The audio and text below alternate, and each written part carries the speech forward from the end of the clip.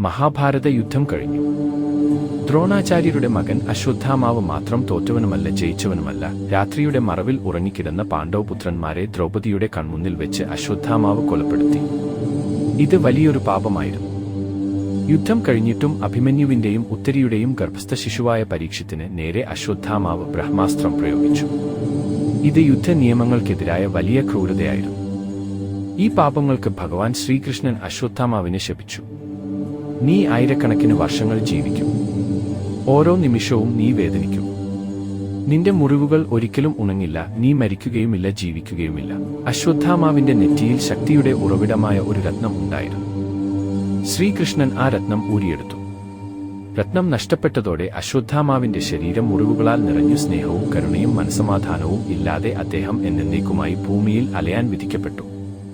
അശ്വത്ഥാമാവ് ഇന്നും ജീവിച്ചിരിപ്പുണ്ടെന്ന് വിശ്വസിക്കപ്പെടുന്നു. കാടുകളിലും പഴയ ക്ഷേത്രങ്ങളിലും അദ്ദേഹത്തെ പോലെയുള്ള ഒരാളെ കണ്ടതായി കഥകളുണ്ട്.